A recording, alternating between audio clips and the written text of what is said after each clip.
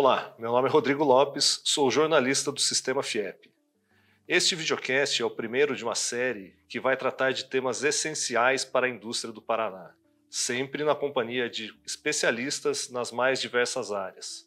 Hoje eu estou aqui com o professor e economista José Pio Martins para falar sobre política industrial. O professor Pio é um dos palestrantes do curso de extensão em política industrial do Unisenai, o Centro Universitário do Sistema FIEP. Professor, seja muito bem-vindo. Muito obrigado. Bom, professor, começando para a gente falar sobre política industrial, em linhas gerais, o que é política industrial? No Brasil, sempre se tomou política industrial como sendo, na verdade, ações ligadas a 3 pontos: concessão de financiamentos a juros baixos, abertura de linhas de financiamento em volume suficiente para atender esse país tão imenso, e um terceiro ponto, isenções tributárias. Sempre se entendeu dessa forma. Se você observar, quase todos os documentos de política industrial tinham essas 3 premissas. Mas isso é muito pouco no Brasil. O Brasil é um país complexo, é um país muito grande, territorialmente muito grande, com climas diferentes, com culturas diferentes e outra coisa, com uma estrutura urbana completamente diferente. Nós vamos falar disso, mas se você pegar as 5.570 cidades, 5.570 municípios do Brasil, nós temos aí, na verdade, pelo menos 5 conjuntos completamente diferentes. Então, a gente pensando em alguns gargalos que impactam aí o desenvolvimento da indústria, quais seriam os principais pontos que precisariam ser atacados por uma política industrial para que a gente pudesse ter um melhor ambiente para a indústria? Olha, o principal problema do Brasil é transporte. Um país do tamanho do Brasil e que tem uma estrutura geográfica complexa. O Brasil tem muitas montanhas, muitos morros e tem uma floresta muito grande. O Brasil é complexo. E quando nós falamos em sistema de transporte, você tem principalmente rodovias e ferrovias. E essa é a maior deficiência do Brasil. Por que é a maior deficiência? Por 2 razões. Primeiro, que o país é grande demais. Segundo, porque o Brasil é desenvolvido de maneira muito desigual. Se você pegar o litoral do Atlântico, litoral leste do Brasil, é uma coisa. Se você pegar o litoral oeste, você tromba com a floresta e com a Cordilheira dos Andes. Mas, na verdade, tem um miolo do Brasil que é muito grande. O principal problema é transporte. O segundo problema que é dramático no Brasil é o problema da energia. Mas esse é relativamente bem resolvido. Por que ele é dramático? Porque é uma coisa muito curiosa. Se você observar no Brasil, algumas evoluções do sistema energético ainda não chegaram. Na Europa desenvolvida, você não tem mais estrutura de postes de transmissão de energia a céu aberto. Está tudo subterrâneo, tudo por tubos. E como a população brasileira hoje é 87% residente em cidades, isso se tornou um problema complexo, bastante complexo. Agora o Brasil tem um gargalo que esse é dramático por um problema de quantidade, que é a armazenagem. Se as safras brasileiras continuarem crescendo, como vem crescendo nas últimas décadas, o Brasil pode chegar rapidamente, em coisa de 6 ou 7 anos, a ter um déficit de armazenagem para armazenar 100 milhões de toneladas de grãos. Então, veja, se você pega transporte, pega armazenagem e pega energia, você tem os problemas principais. Se esses forem resolvidos, os outros, portos, aeroportos, sistema de telecomunicações, vão na esteira. E o senhor comentou sobre a questão dos municípios, né? São mais de 5.000 municípios no país, e muitos desses municípios muito pequenos, né? Sem uma estrutura possível para o desenvolvimento de uma indústria, né? Também essa política industrial passa também por buscar soluções para esses municípios, auxiliar esses municípios a ter uma estrutura mais adequada para a indústria? Olha, sempre que eu falo da questão municipal no Brasil, eu digo o seguinte: o Brasil tem 5.570 municípios, o Paraná tem 399. A Gazeta do Povo, Jornal do Paraná, fez 2010 até 2012 algumas reportagens sobre um problema. Uma das razões do desenvolvimento pequeno da indústria do Paraná era a escassez, a inexistência de distritos industriais. E essa história se repete. Mas vamos lá. Quando você pega os 5.570 municípios do Brasil, 1.200 deles têm menos de 5.000 habitantes. 1.200. E a última vez que eu vi, 2.400, menos de 10.000 habitantes. Ora, quando você pega 1.200 municípios com menos de 5.000 habitantes e pega, na verdade, os municípios que têm mais de 100 mil habitantes, são estruturas municipais, estruturas de cidades que não têm nada a ver uma coisa com outra. E tem outro detalhe, se você pegar, o Brasil tem 26 estados e o Distrito Federal, pegar as cidades, as capitais, de cada estado, se você pegar as 3 cidades maiores, você tem a maior parte da população brasileira. Então, ponto número 1, há uma carência de distritos industriais, porque o setor industrial é o que mais exige infraestrutura de terrenos, pavimentação, construção, água, saneamento, energia, armazenagem, fluxo de saída. E, na verdade, quando você pega um país em que 87% da população já está vivendo em cidades e pega cidades com problemas, você pega uma cidade como São Paulo, as capitais no Brasil já têm muita dificuldade de ampliar seus distritos industriais. E as cidades pequenas têm dificuldade, mas não têm dinheiro. E há uma outra coisa muito curiosa. Há municípios no Brasil que são pequenos em população e imensos em território. No Paraná tem lá um município de Pitanga, que é um município, como cidade, como população, é pequeno. Mas quando você olha o espaço territorial, é maior do que muitos países europeus. E aqui no Paraná também já tem esse problema, aqui em Curitiba já tem uma dificuldade para a expansão, né? Tanto que cada vez mais a gente vê uma expansão em direção ao interior. Né? E há uma outra coisa no Brasil que é curiosa. Quando você pega um estado, mesmo o Paraná, você tem algumas regiões desenvolvidas, outras emergentes, mas você tem algumas regiões muito pobres, municípios muito pobres. Vale da Ribeira, são municípios, o próprio Norte Pioneiro do Paraná. Então, veja, ponto número 1, o problema de distrito industrial existe. Ponto número 2, a dificuldade de absorver indústria, inclusive pela indisponibilidade de mão de obra, sobretudo mão de obra preparada. E um outro ponto que é a falta de indústria de componentes. O que é que acaba acontecendo? Que essas desigualdades estruturais que existem dificultam a própria solução do problema. É por isso que eu costumo dizer o seguinte, um município que seja grande territorialmente, pequeno em população e pobre, a política industrial para ele não é igual a política industrial para Curitiba, para São Paulo e para Brasília, por exemplo. Agora, de quem é a responsabilidade para se pensar nessa política industrial? É uma política de Estado ou os diferentes entes privados também podem contribuir com esse processo? Do ponto de vista de fazer política industrial, você chegou no principal ponto. Eu digo que política industrial no Brasil teria de ser um edifício de 3 andares. Um andar é a União Federal, o outro andar, os estados, e um outro andar, representantes dos municípios. As realidades são tão diferentes, mas tão diferentes, que quando você pega, por exemplo, no interior da Paraíba, populações que não vão se mudar de lá, ali precisa de um tipo de indústria, inclusive para o tamanho daquela população e para o tipo de trabalhador que lá está. Aí você volta, por exemplo, e pega um município de Santa Catarina, desses desenvolvidos que ali tem. Não tem nada a ver. Então, não pode ser nem somente federal, nem somente estadual, nem somente municipal. Claro que o governo federal deveria liderar, até por 2 razões. Primeiro, porque tem o BNDES, que é o grande instrumento de financiamento de política industrial. Segundo, porque tem o Banco do Brasil, que também é o segundo. E até o terceiro ponto, porque tem o Ministério da Indústria e Comércio, que é, na verdade, o maior órgão de elaboração de políticas industriais do país. Mas tem que haver união, estados, municípios e união. É difícil, eu sei que não é fácil essa união, não, para trabalhar em conjunto. O senhor comentou a questão de financiamento, né? Essa é uma questão bastante crítica para a indústria.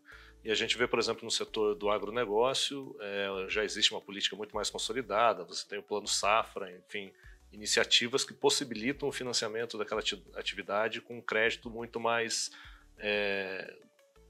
aceitável ali para o agricultor, né? Na política industrial, isso também seria, então, um componente bastante importante. Sem dúvida alguma. E você me fez lembrar de um ponto interessante. Uma política industrial deve ter fundos e financiamentos para montar a estrutura, que vai desde a infraestrutura até a estrutura da indústria em si. Depois é preciso um sistema de financiamento para a operação. Isso tem na agricultura. A agricultura brasileira, uma das razões do sucesso é que a terra ali estava, já, digamos assim, desbravada pelo produtor. De repente veio uma política que financiou a infraestrutura, a estrada, a energia, a água e armazéns, silos, caminhões, tratores, colheitadeiras, essa coisa toda. Veio plano de financiamento para isso, mas tem plano para a operação, para a safra. Até porque a agricultura tem um aspecto. Você planta, por exemplo, soja em agosto e vai colher em março. Então esse ciclo operacional é muito grande. Sem plano safra, Sem financiamento não funciona. Mas essa realidade também existe com algumas adaptações para a indústria de transformação. Agora, falando em políticas industriais, a gente tem exemplos em outros estados ou em outros países de políticas de sucesso que conseguiram impulsionar uma indústria que poderia ser seguido como exemplo pelo Brasil? Tem, mas o Brasil precisaria entender uma coisa. Eu falava um dia a respeito de política industrial e alguém disse o seguinte, mas olha o caso da agroindústria, que prosperou, que cresceu, isso é um caso de sucesso. Por que não há o mesmo sucesso em outros setores? Eu disse, olha, em economia tem uma coisa muito interessante chamada vantagens competitivas adjacentes. Eu digo, quando você olha a agroindústria, por que é que ela expandiu? Entre outras razões, porque a matéria-prima está aqui. Não haverá uma fábrica de óleo de soja na Dinamarca. A Dinamarca não produz um grão de soja. Ela não vai sair lá de onde está a Dinamarca para vir comprar grão de soja aqui no Paraná e montar uma fábrica de transformação de um grão de soja em óleo e farelo. Então, parte do desenvolvimento da agroindústria no Paraná, no Brasil, tem algo a ver com as vantagens competitivas adjacentes. Então, o Brasil conseguiu prosperar no setor industrial em grande parte por causa disso. Então, ele cresce naquilo que é um setor específico cuja matéria-prima esteja aqui. Agora, se você olhar o mundo, eu sempre cito o caso de um notebook. Você olha um notebook. Notebook é um equipamento sofisticado, hoje, que tem componentes que vêm de 25 países diferentes. Esse tipo de produto, cuja matéria-prima não esteja no Brasil, é que o Brasil tem dificuldade, porque o notebook, se você montar uma fábrica de notebook, computador, máquinas sofisticadas aqui, a Dinamarca pode montar, a Coreia do Sul também monta, porque não importa onde esteja a fábrica, já que as matérias-primas e os componentes estão no mundo inteiro. E aí você precisa ter eficiência, produtividade, qualificação profissional. E tem o tal do custo Brasil. O custo Brasil inclui também tributação, inclui também taxa de câmbio, inclui também o problema da infraestrutura física. Então, aí o país é que tem que ser competitivo. Aliás, hoje o conceito não é mais de empresa competitiva e empresa não competitiva. O conceito é de país competitivo e país não competitivo. Então, o Brasil teria que enfrentar esses problemas olhando desse ponto de vista. Por fim, se o país ficar dependendo de prosperar no setor de indústria de transformação apenas naqueles setores cujos produtos usam matérias-primas que estejam aqui, ele nunca vai ser um país com indústria de ponta. Se você pegar um avião, por exemplo, que até por acaso temos uma boa fábrica de avião, um navio, os componentes vêm, o mundo tem 193 países filiados à ONU. Um avião, por exemplo, vem a componentes de 50 países diferentes. 50 países diferentes participam da produção de um avião. Então é possível também não só a gente aproveitar as vantagens competitivas do Paraná em relação à questão do agronegócio, da agroindústria, mas também desenvolver outras cadeias produtivas aqui no estado. A gente teria condições com uma política industrial mais consistente. Sem dúvida, porque é o seguinte, se você observar, a agroindústria é um sucesso, mas ela tem limites. Tem limites, inclusive, físicos, porque, na verdade, a matéria-prima vem da natureza, que é uma natureza física. Agora, o mundo evoluiu tanto que há uma pilha enorme de produtos, bens e serviços à disposição da humanidade que não dependem dessa condição. A chamada indústria de ponta é muito assim, ela depende muito mais da tecnologia, da existência de mão de obra altamente qualificada do que provavelmente de existência de recursos naturais. Agora, tudo isso está dentro de um contexto jurídico, o país tem que ter uma segurança jurídica, um ambiente institucional favorável ao desenvolvimento, além da política industrial clássica, financiamento, taxa de juros adequada, existência de fundos para financiar, porque às vezes o governo coloca uma linha de crédito que parece boa, mas o volume de dinheiro que ele tem à disposição é pequeno, é muito pouco em relação às necessidades do país. E dentro desse processo de se buscar, então, a política industrial, a Federação das Indústrias do Paraná tem desenvolvido aí uma série de ações justamente para colocar esse tema em pauta e buscar a mobilização da sociedade em relação a esse tema, né? O principal dessas ações é o Fórum Regional da Indústria, né, que está sendo instalado em todas as regiões do estado. O senhor vê que isso, conhecendo as necessidades, as especificidades de cada região, é o caminho para se construir uma política para o estado mais eficiente? Sem dúvida alguma. E digo mais, o Brasil fez uma nova indústria, aquela tal da NIB, que é uma política industrial Nova Indústria Brasileira, ou do Brasil. É um documento bonito, um documento bem feito por técnicos fantásticos, mas aquilo foi feito meio centralizadamente. Então, na verdade, esse é o tipo de assunto que tem que ter aquela história que eu disse do edifício de 3 andares. A União comandando tudo, mas os estados têm que estar juntos e os municípios também, ou representantes, porque 5.570 municípios é difícil fazer uma representação, tem que ser por representação, digamos assim, parcial, né? E teria que ser assim. Teria que ser assim justamente porque as necessidades são muito diferentes e porque também você consegue agregar mais experiências, mais dados da realidade. Então, é o problema. Não que seja ruim aquele documento, a Nova Indústria Brasil, feito em janeiro de 2024 agora, não é ruim. O problema é que é insuficiente. E diante do desafio do Brasil, e olha, o Brasil tem um problema, porque de 1980 para cá, a produtividade na indústria cresceu muito pouco. Em parte por causa dos problemas brasileiros, claro, mas em parte por causa das, digamos assim, das idas e vindas, né, da política industrial no Brasil. Agora, como colocar em prática todas essas informações, na verdade, assim, como a gente pode, coletando todas as informações que a FIEP tem coletado, colocar isso em prática para que se transforme numa política industrial? Isso passa por pressão nas classes políticas, mobilização? O que o senhor vê como caminho para se colocar em prática isso? O primeiro ponto é entender que política industrial tem que ser política de Estado e não de governo. Porque o governo dura 4 anos. Eventualmente, que no Brasil tem as reeleições permitidas para prefeitos, vereadores e prefeitos, governadores, presidente da República. Parlamento não tem problema. Então, o fato de haver eleição a cada 2 anos no Brasil tem um problema. Há certas políticas que viram políticas de governo e muda o governo, muda a política. A política industrial, ela é intrinsecamente, como característica principal, ela é de longo prazo. Você começa algo agora para colher, às vezes, em 25, 30 anos. Então, isso é uma coisa que teria que ser observada. A segunda coisa é exatamente pegar as estruturas que tem, como Federação de Indústrias, que tem aí várias no país, né? E juntar todos os conhecimentos, todas as soluções. Volto a insistir, uma solução que serve para o Paraná não serve para o Ceará. Até a natureza ela é diferente. Juntar tudo isso, claro que tem que ter uma metodologia, porque não é fácil não. O que é mais fácil é 5, 6 técnicos reunirem numa sala e ficarem fazendo um documento bonito, lindo, que tem muita coisa verdadeira e boa e apresentar. Mas fazer algo mais consistente, que respeite as condições e os aspectos específicos de cada região, é que seria algo interessante. Agora, tem um problema, né? O Brasil tem a mania de fazer propostas, digamos assim, fantasmagóricas e absolutamente inviáveis para o padrão do Brasil. Então é preciso ter uma política condizente com a nossa realidade, né? Não... Condizente com a nossa realidade, mas precisa ter união de esforços para poder... Porque há muitas decisões que são nacionais e tem que valer para todo mundo.